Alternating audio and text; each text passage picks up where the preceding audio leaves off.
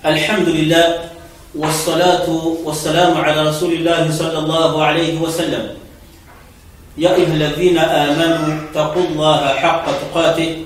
ولا تموتن إلا وأنتم مسلمون. وقال بعد ما تكون يو كمكتب مسapoti Islam in Uganda timwera bila nti tugenda maaso n'okusoma oba okwejjukanya gye twayise adda endwadde al-illa allati intasharat fil umma, endwadde eno esaasanye mu umma mu nsi yonna, ala wahiya al-ikhtilaafu fil umma, okwawukana kwa umma yaffe y'obusiraamu bingi nnyo biyingidde mu umma ne bijoonoona. Kati ebintu byonna byonna okubitegeera oteeka kubeera nti ojja ku mukutu guno ogw'ekitiibwa Support Islam in Uganda n'ofuna kiki kyoteekeddwa okubeera nti okola oba n'oyiga obusiraamu bwo biidhinihi subhanahu wa ta'ala.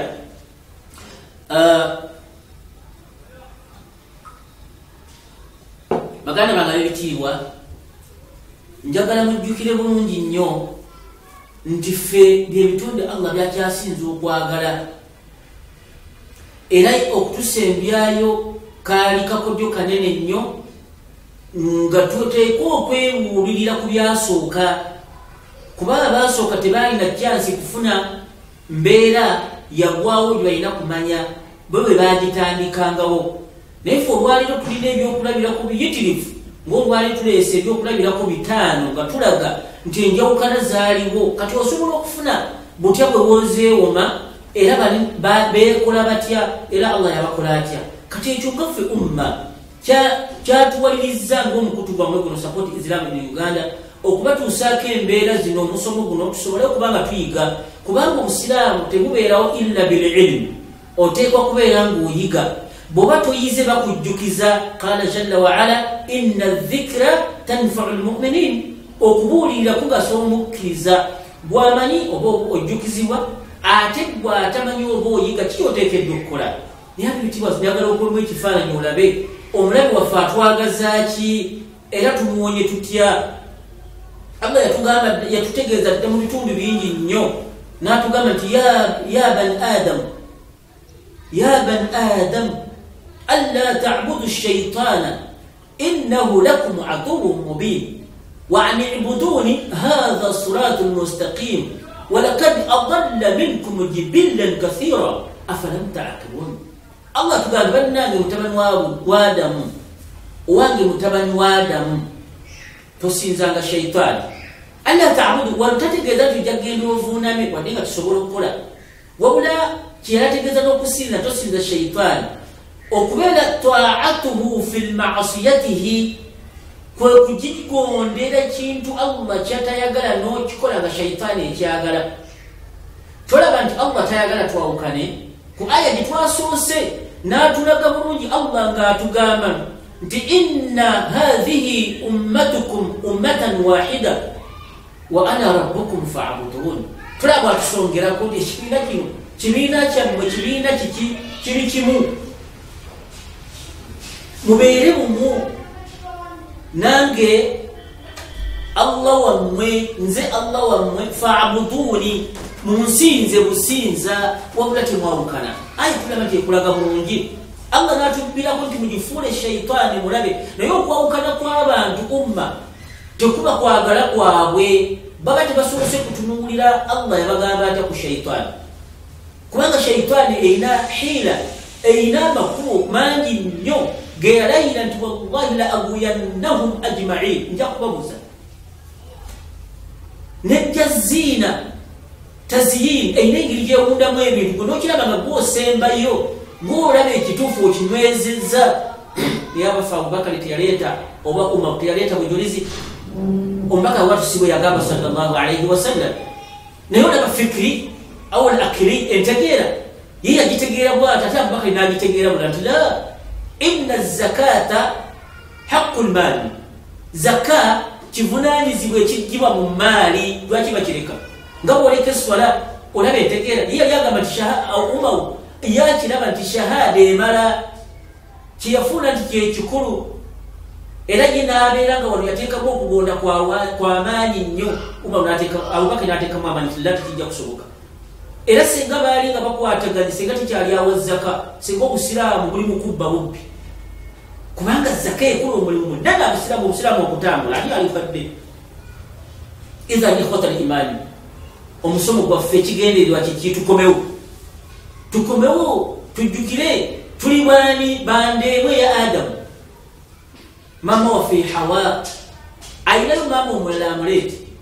oba taata omulala amuleete atali kwabo oba maama atali taata kwabo Adamu ne Hawa amuleete awo enja kugenda zijja kuba ntuufu kubanga maama wamwe mulala ne taata wamwe mulala omutuufu kubanga temujja kukwatagana na nkola ya taata w'abano naye taata wabanga asigadde nga Adamu mwonna bwe twafuutuka nyaffe nga ye Hawa mwe twava limadha nakhtalifu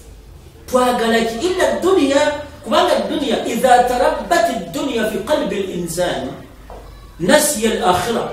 omuntu dunya bwetuula mu mutima guno yango yagala nnyo ofune wallahi al-akhirah ojerega nabo banga wasoma otya ebitabo ngo bitegeera otya soko ginazeemu tulaba ikhtilaf okwawukana kwajja ne kubuna buli kitonde kyonna ikhtalafa ar-rusul aw waqa'a al-ikhtilafu fi ar-rusuli ababaka bayawukana nabo bennyini mu njogera zaabwe mu ndaba zaabwe. جاء الحديث عند إمام البخاري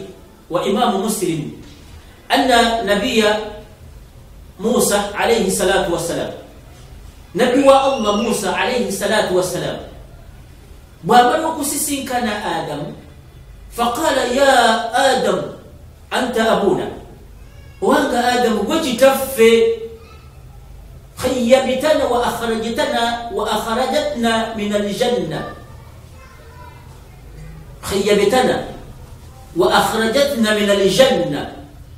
والله وتكون بنيا وفوك ensonge nkulu etukobesa mu jjana. Lwaki watugobesa mu jjana? Kati kimanyi nti jjana ennungi ate ffe baana bo gwe watugobesa mu jjana gwe wennyini waganda okuwuliriza bye bakugamba. Musa agamba Adamu alayhi salatu wassalam gwe watugobesa mu jjana. Lwaki watugobesa mu jjana? Okubonaabona kuno kwe tulimu omuliro gwonna gwe bakuma bagukumira ffe lwakubadde gwe watugobesa mu jjana. انظروا إلى اختلاف نقول لبي فقه الاختلاف أو كيف فوق تجرو قوكنا والآداب ننكسر أولي يسوك آدم يسوك موسى أتي يا موسى كما قالت أنت أبونا وتتوفي أنا يجتاوي وما أنا يجتاوي يعني يقصد أنت أبونا محدث يعني. انظروا ماذا قال أبوه آدم يا جاماتيا yakamati ya Musa istafaka Allah bikalami na hichi manyi bulungi ti Allah yakulonda ayogereko nawe ekyo kimanyi ti go ayogerako ne Allah wa khatta biyadi wa khatta laka biyadi o kimanyi bulungi nti gwe Allah subhanahu wa ta'ala ye yakuwandika kekyo. Ababaka bawukanye Musa agamba taata we ti anta abuna Adamu gwe taata wa fulaki watugobesa mu jjana. Lwaki wafuuka ensonga etujja mu jjana? Nona agamba nti okimanyi bulungi ti istafaka Allah bikalamihi okimanyi ti Allah yasalawo oyogereko naye wa khatta biyadi wa khatta laka biyadi era n'abeera nti ekyo yakikuwandiikako ye yennyini. Lima talumuni naye lwaki onnenya ala amrin kunsonga jonnenyezaako qad qaddarahu Allahu ilayya qabla an yakhluqani Allah nga yajingerako yajimpandiikako nga sinnaba nakubeera nti naakolebwa bi 40 sana nga wakagobulayo emyaka 40. Lwaki onnenya? Olaba songa Adamu alayhi salatu wassalam akimanyi bulungi nnyo ti Musa yatta omuntu. Akimanyi bulungi ti Musa yatta omuntu yalibadde yaleta bbomu naye yakimanyi ti bajja kukoma kumpi yalibadde amugamba nti wa anta qatalta nafsa gotekimanyi ti watta omuntu bwemanga nze nafa mu jjana embago nti gwetuwatta muntu olina yalibadde addamu ng'amugamba ate tati kuwafuuka ensonga y'okutta omuntu naye kitega namba bima dwaji talumuni ala amrin ensonga jingira ko qaddarahu Allah alayya Allah batu yajingira ko kabla an yakhluqani ngatanna bana kunto ndabi 40 sana ngawule myaka nga nanto ndebwe Musa alayhi salatu wassalam olabe baukanye naye ngate buli omwaso okutwala bomu kumunne naye Musa tiyayongerayo olwokuba ihtilama abahu nga kikola kugulumizani kitawe alayhi salatu wassalam noni tata Adam natakola mwayaga kanakana kamanyira kati kuti kakola kino kwana yayi nabi yakula naye olaba ihtilaf wal adab al mutabadila wal widd olaba okwagalana nokukolagana okuli wakati wokwawukana wallahi nibamaliza kati wali wavumye munne teri alangidde munne naye nga ate byaliwo aina nahnu fetuliriddawa idha ikhtalafna singa tuba twawukanye kaifa nantahi tumaliriza tutya wallahi tunula mugwali yawukanye nayo maliriza otya kubanga ngambe nti mukawimati lijtimai ebitukatta byonna tuli wamu teri ayawukati kiki ekitwawukanya tetulinawo ddiini mpya tetulinawo mubaka mupya tetulinawo bukatonda mulala tetulinawo kibula kipya kati kiki ekitwawukanya illa mtakunu dunya bebanga sima salih dunya twagala kufuna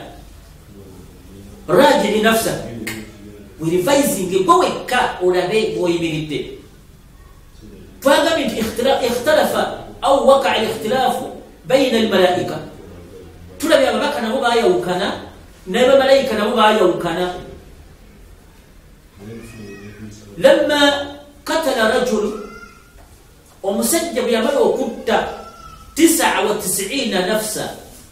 يتابانتو شندا ممويندا ثم أتى كاهنا ناقل اليوم من يوم نمقى جوال قتلت 99 نفسا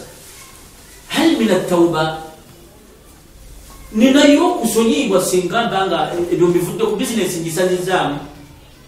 sikyaya kandi koye basimba koye nene nayo kyasi kahino agati yakun halali tawo bota abantu botyo ngabo batitinze mbatta tamba ngirinda weyo eyo teriyo bobanga kuba dotta eyo teriyo fiye wa baade kati kije ilaka nkongere kuna ina amati ma salam batula bile bonna obatuwera salam nena amongera watamma 100 naweza 10 kiba kibe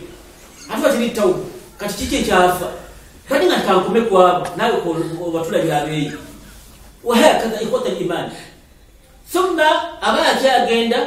وقد دق الإيمان في قلبه نيجا إيمان يتردد في قلبه رغم أنه فعل ما فعل ودي يقول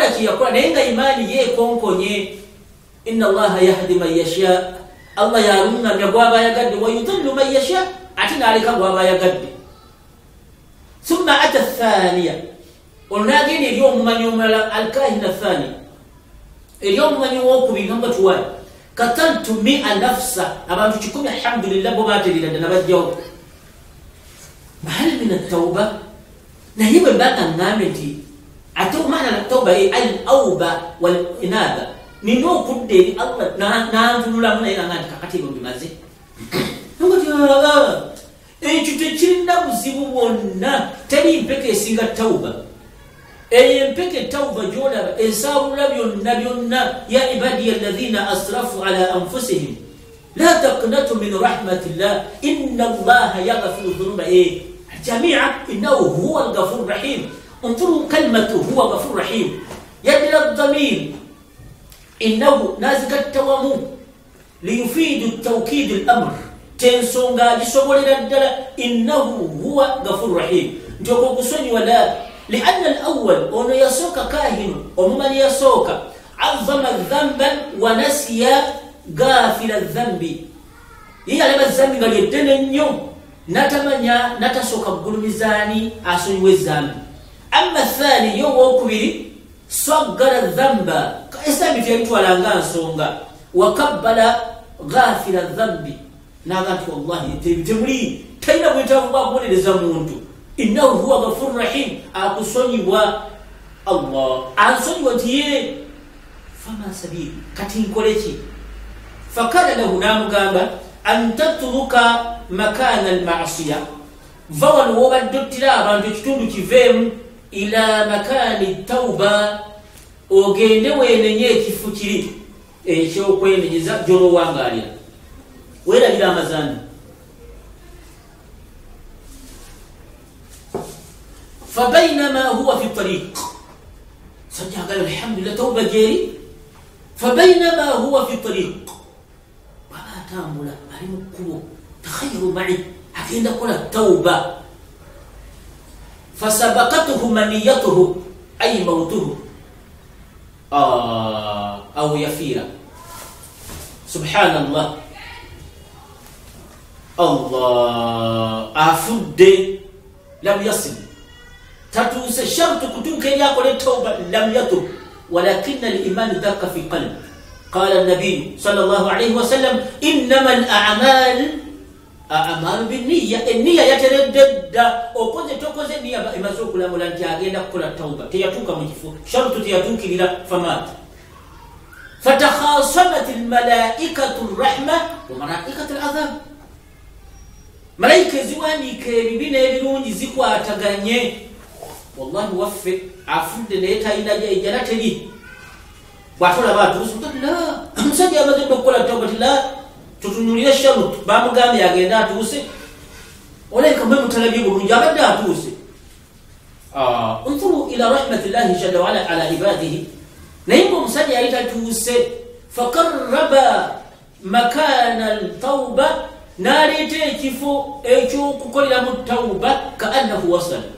nabanga atuse nenga zisikomba tutulojja muwandika tuzemuwandika sebo siwa mwe waffe agenda muliro kuba litla unsajja wa mujjana abafu neteri malaika yalangira jinnayo bukulu bubi oba bwati obumpi oba katweka songovu oba kubeera nti songa ozali zino okulaga buli omwera g'amaanyi bwaki zayawukana naye zamaliriza zitya wallahi tanazalat al-ba'd endala ziva ku nsonga nezekala zinazo ensonga negwa bisalami bihubbihim walwiddi bainahum ensonga nezigwa bilwiddi walhubbi mutabadila bainahum omukwano gusigala nga gutambula ngaba malayika naye olwaleero gwe bebakusinga okkiriza akhi wa ukhti alfadila bebakusinga okkiriza oba okunyonyayo twaha kamadi lwembaawo mujje njakala mugende mukole kalati mugenda kunkolako gadi sibajja kutumanyira kutumanyizi wano omugenzi yalina akataka keri tugenda tukazimbemu oba omugenzi yali agala okutunda akataka ke nebekana abakalumwe mutujja kusalirawo subhanaka lwaki kikiba kimutuka kwekyo mumalirize ensonga biidhinihi subhana bembanga mwagala kusiimya Allah subhanahu wa ta'ala ikhwata imani togedde ebintu bingi nebyokulabirako kiki umme komewo litanala izzataha wa sharafaha wa widdaha ekomewo efune sharafu yayo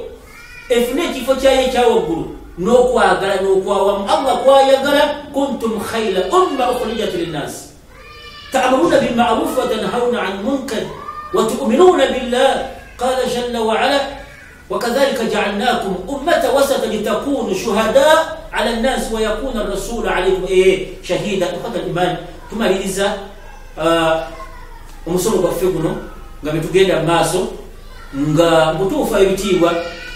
sagala muntu yeryaza amaanyi adduke ku mukutu gwe support Islam in Uganda abitiibwa ojja kufuna ebirala bikyajja ebyo gakyalima banga bikunzatillah weemereze ku mukutu gwo jangu oyige weefirize embize zola ogenda zifunamu yawma alqiyama naye ng'ofunye ekikugasa ila akhira eri enkomerero wa duniyaka n'ensi eno mukadde wange w'ekitiibwa oli mulungi nnyo okuba nti owuliriza noba nga weekuumira ku mukutu gwo nobeera ng'oyiga ng'oteeka mu nkola so Allah subhanahu wa ta'ala atugatte agatte ekigambo kyaffe agatte layini zaffe tubeere bamu walhamdulillahi rabbil alamin يا من أجبت دعاء نوح فانتصر وحملته في فلكك المشحون يا من أحال النار حول خليله روحا وريحا